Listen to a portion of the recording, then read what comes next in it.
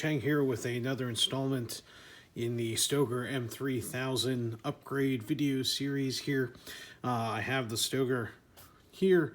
We're going to install a side saddle. I've been using one of these bare tooth products, kind of Velcro side saddles here. I'm going to do a video on that. I'll put a link in the description down below. But it's not really working out as much as I'd like. I was thinking about putting 2 match savers on here, but decided to go with the side saddle instead. So making sure that the shotgun is clear.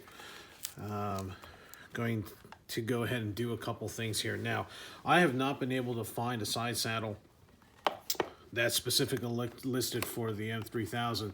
So what I ended up doing, I'm just going to make a do, as it were. So I got a Takstar side saddle for Mossberg 500s, and what I'm going to do is actually take it off the mounting plate and just Velcro it to the side of the receiver here.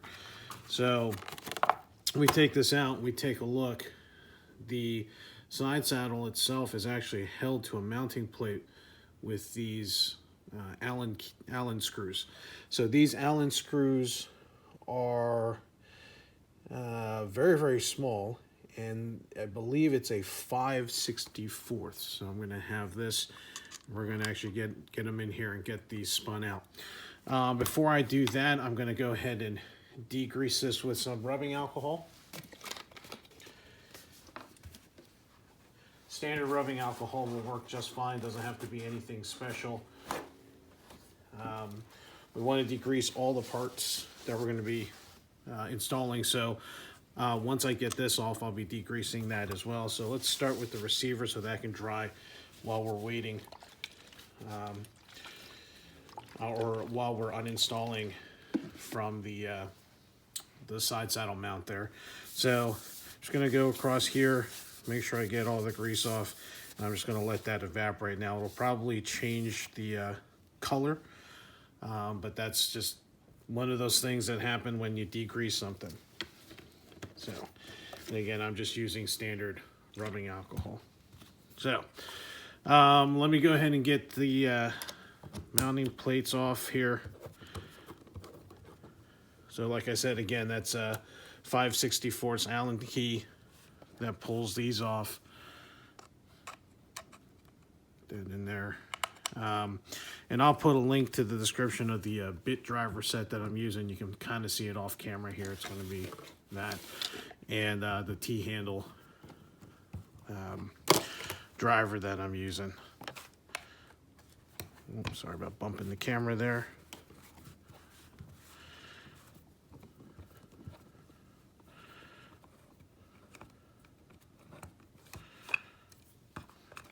All right, we've got one more to get off right there. And there you go. So I'm going to set those aside. There's that plate. So what I'm going to do is actually I'm going to attach one of these Velcros. I'm going to take a look at them in a second, and then attach that here so it Velcros on. So let me go ahead and get this degreased. I still have some rubbing alcohol on here. Get this all wiped off. I'm going to let that dry. And then while this is drying, we're going to wait here, and we'll be right back. All right, so we're going to use this Scotch branded Velcro. I know Velcro is a brand name. They have these little teeth that lock together versus a hook and loop. So if I look at my receiver here, I'm going to be able to put a whole 2 lines across. You guys can see that. And then what I'll have to do, I'll probably buy more, but I'm just going to lock, I'm going to do 4 corners and see how that works. So all I really have to do is go ahead and mock up. I'd like to see the, I don't know if you see there's little waves here. I like to see them going in the same direction. I don't know why. That's just me. Symmetry, I guess. And notice that I'm going to need to do some trimming up here. So what I'll do is, once I get kind of get it mocked up here, I will pause the video and I will go ahead and get it trimmed. And this is just a little too short, so I'm going to need another row here. And get that other row up here and mock that up. It's about the right size. So then that leaves me 4 of these, and I'll see how it holds with the 4. If it doesn't hold with the 4 real well, then I will get more and slap those on. So let me go ahead and get these trimmed, and then we'll install them. All right, so we're back. I have fixed these standard square, I'm just going to call them Velcro. They are from Scotch. And then I trimmed these, and basically all I did was cut off about 5 rows of the teeth, and now I'm just going to fix them. I'm going to use these scraps or tailings actually to mount here, so I have a couple extra strips on here for extra anchoring. So pretty simple. Take the backing off. All right, standard 3M tape, and go ahead and get that stuck on.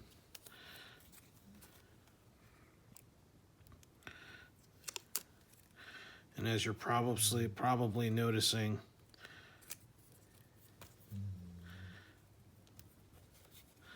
some of these, that line right there doesn't follow, so that bothers me a little bit.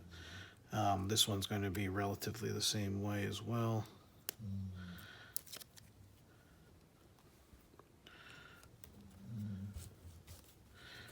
Right, and this 3M stuff sticks really fast. Directions say you are supposed to hold it for about 30 seconds.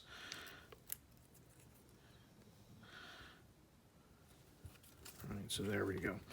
So now we've got the teeth all set up on this side. Give them a couple extra shoves. And then we're going to set up the actual carrier here. On the carrier, the top side actually has some text right here. So we know that this is going to be the top. And let's go ahead and get one of these corners put on.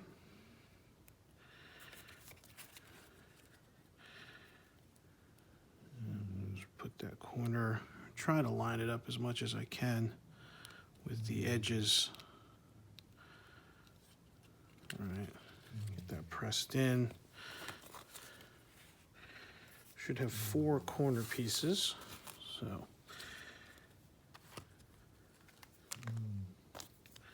first day with the new hand, sorry about that. Get this one peeled off.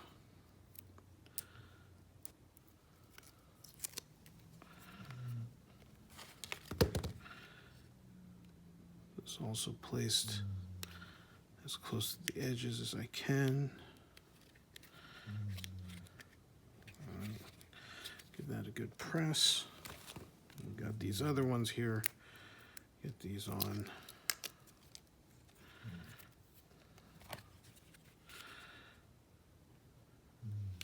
Now each one of these squares is advertised to hold 10 pounds maximum. We'll see how well that works out when we get all of them on.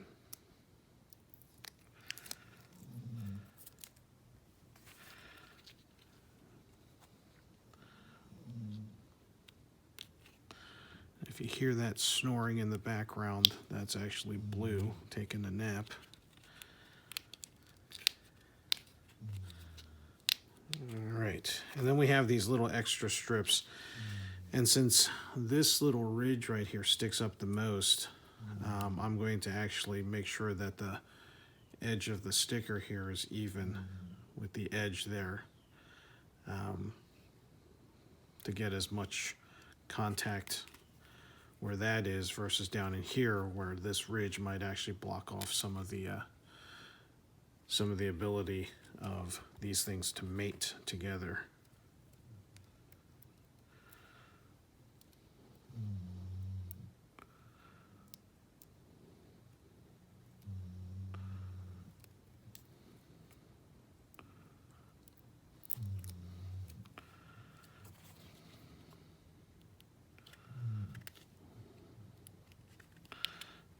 Let's give that a press.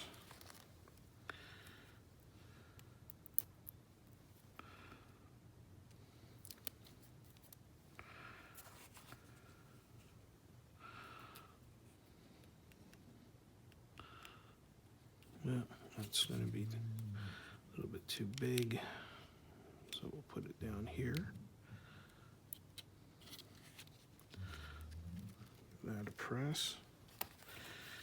And these two are both going to be a little bit large, so we'll give that a trim. Probably just cut off probably 2 rows of teeth.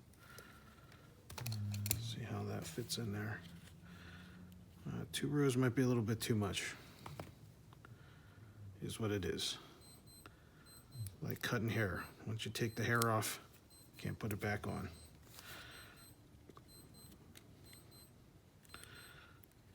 Go ahead and get that squished in there. Let me see if I can modify this just a little bit better. All right, that should be good enough. Let's go ahead and get this backer off.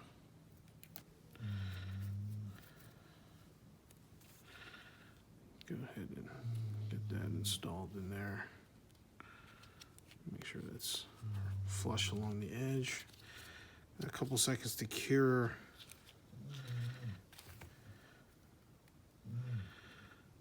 Just for good measure, I'm going to take these extra scraps here and just stick them on.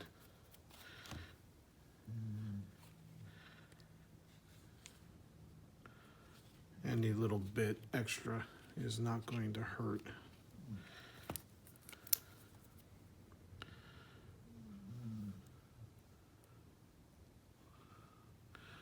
I can't tell if I got the wrapper off of this. Feels like I did. We'll see if it sticks. All right, so maybe not. That decided to fall off.